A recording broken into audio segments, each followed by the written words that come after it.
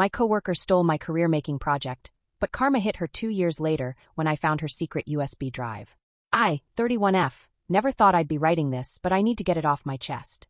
2 years ago, I lost a promotion I'd been working towards for 3 years because my project was mysteriously presented by my coworker a week before my scheduled presentation. Now, karma finally caught up, and the story is even crazier than I initially thought. For context, I work in marketing at a mid-sized tech company that specializes in software solutions. I started as a junior marketing associate and worked my way up to senior marketing strategist over 5 years. The company was struggling to break into the Asian market, particularly Japan and South Korea, where our competitors were dominating. During a quarterly review, I pitched an idea for a complete rebranding strategy specifically tailored to these markets. My direct supervisor loved it and gave me the green light to develop it fully. This wasn't just another marketing campaign. It was a complete reimagining of how our company could position itself in a market that had consistently rejected Western tech companies. I spent countless nights researching cultural nuances, consumer behavior patterns, and even took evening classes in Japanese to better understand the market we were targeting. The project consumed my life for months. I interviewed dozens of potential customers in the target market, connected with local business leaders, and built a network of potential partners.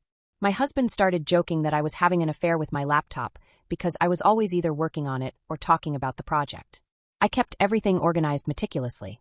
Most of my work was on my laptop and backed up on a USB drive that I kept in my locked desk drawer.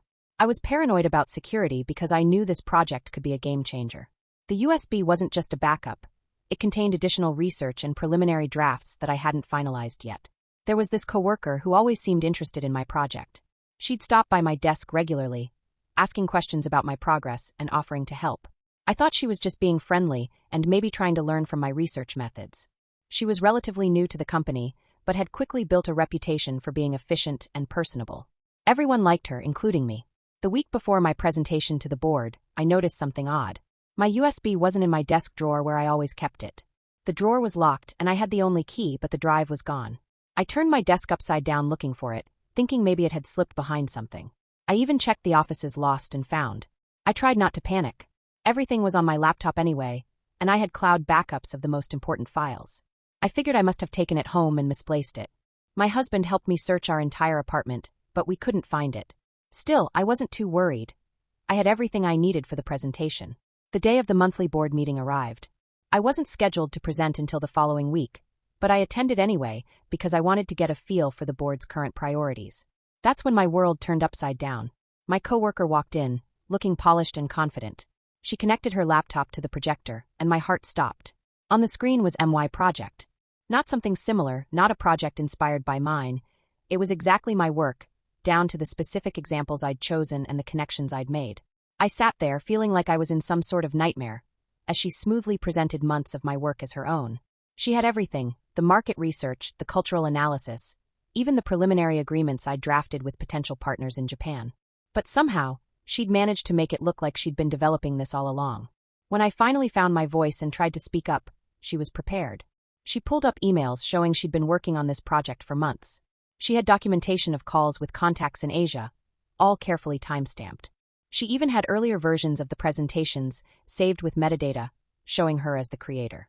I looked around the room, desperately trying to make eye contact with anyone who might believe me, but all I saw were looks of disappointment and suspicion directed at me.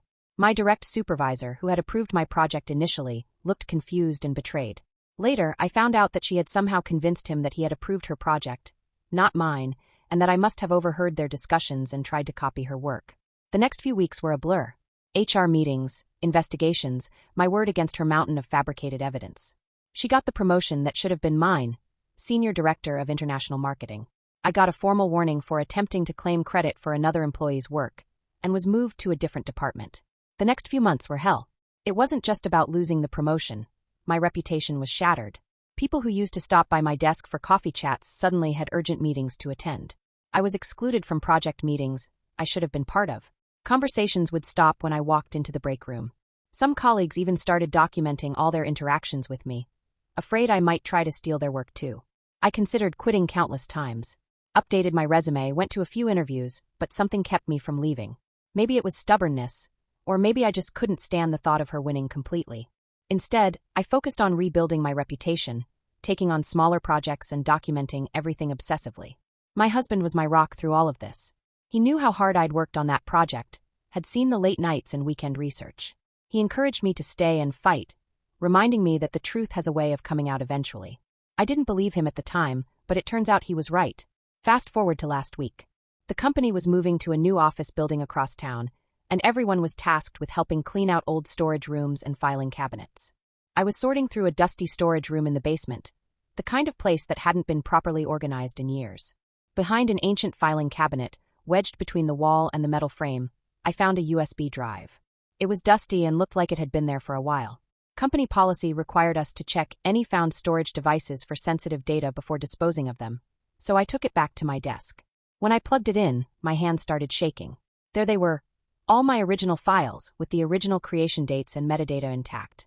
But that wasn't even the most damning part. The USB contained a folder of emails between my coworker and someone in IT, discussing in detail how to backdate emails and modify file metadata. They had planned everything, documenting each step carefully. She had kept the evidence, probably as insurance in case her IT accomplice ever tried to expose her. I spent the entire weekend organizing the evidence, creating a detailed timeline of events, and documenting everything I found on that USB. I made multiple copies and stored them in secure locations. This time, I wasn't taking any chances.